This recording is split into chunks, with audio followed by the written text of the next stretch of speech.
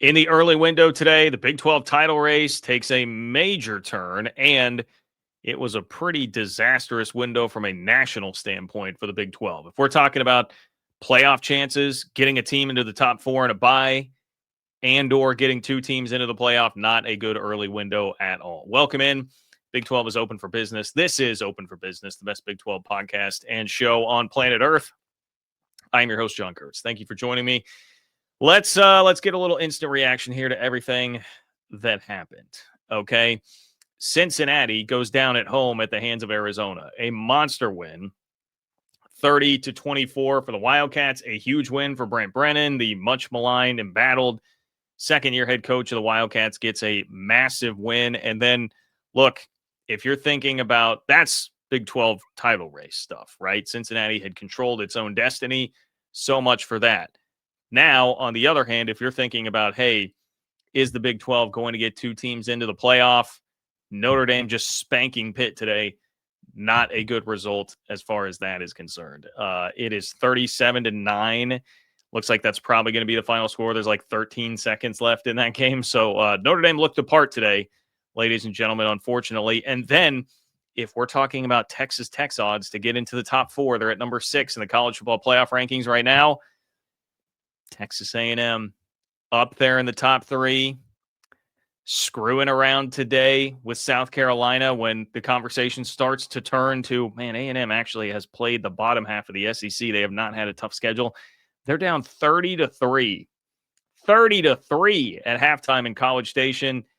They just won 31-30, outscoring South Carolina 28-0 in the second half. An unbelievable collapse from the Gamecocks, and even with a ridiculous turnover from Texas A&M at the end of the game to give South Carolina new life, they could not drive for the game-winning field goal. So that's a rough result there. That's life. It's college football. Let's dive in a little bit deeper, okay? Look, first and foremost, before we talk about Cincinnati, I know that seems to be the bigger story here. That was a team that looked really good. College game day showed up on the scene in Salt Lake City for Cincy in large part. They were the story that was really being tracked there a couple of weeks ago. Man, Cincinnati gets blasted by Utah and then comes back home and loses 30-24 to Arizona. Outgained 475-344. Brendan Sorsby, another rough game. All right.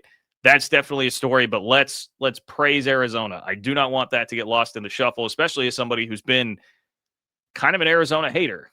And look, I say that tongue in cheek. It's not like I was deliberately trying to hate on Arizona, but I just thought it was a pretty average football team. This is a really eye-popping win.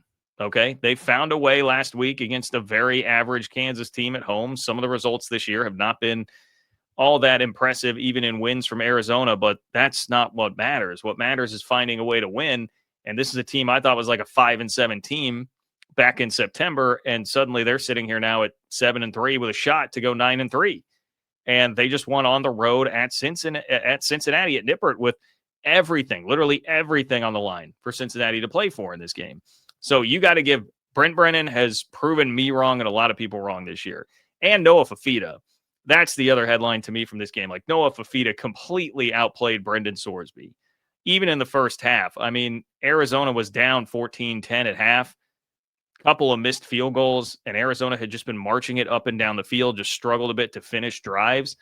Like Noah Fafita was completely outplaying Brendan Sorsby in the first half. And to me, one of the storylines of this game was this might be the battle for your first team All Big 12 quarterback in this game. Like Sorsby had such a great first 8 weeks of the season. I thought he was in pole position there, but Noah Fafita looked down and it's like, man, incredible TD to INT ratio this year.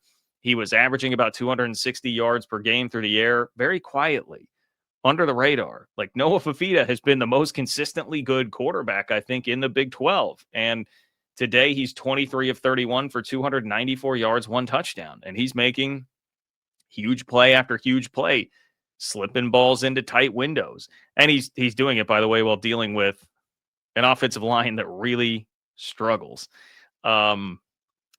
Let me see. What was the sack? Where were the sack numbers today? 3 sacks. I guess 3 sacks today. It was 5 against Kansas. Offensive line has struggled at times. Some key penalties on that offensive line, too. Fafita, sometimes it feels like has to deal with too much from that standpoint, but he still makes it happen. And Brendan Sorsby on the other side, 15 of 28, 154 yards, 1 touchdown, 2 picks. Just not a good day. Not a good day for Sorsby at all. And if you go back, so at halftime, I had the stat at halftime written in my notes. Brendan Sorsby was 7 of 13 for 38 yards with 2 picks in the first half. And if you take that back to the game at Utah, he was 18 for his last 46 with 3 interceptions. After, remember, he had the 1 interception against Nebraska and nothing then until the Utah game. So it's kind of fallen apart a bit for Brendan Sorsby here. And unfortunately, Cincinnati defense, which throughout the year I think has shown a lot of vulnerabilities, that came up in a big way here today. They gave up 181 yards on the ground too. So it was a pretty balanced attack from Arizona. They were able to move the ball virtually at will. If they could finish drives better, this game may not even have been as close as it was, with Cincinnati still having a chance with the ball there at the end of the game to go drive down and win it. So congrats to Arizona. Man, with the 3 conference losses, they're not really playing for anything for all intents and purposes in the conference title race. But, man, this means a lot to Brent Brennan in that program after what happened last year, disastrous year, wasting a top 10 draft pick wide receiver last season in Teteroa McMillan, seemingly almost getting run out of town in year 1.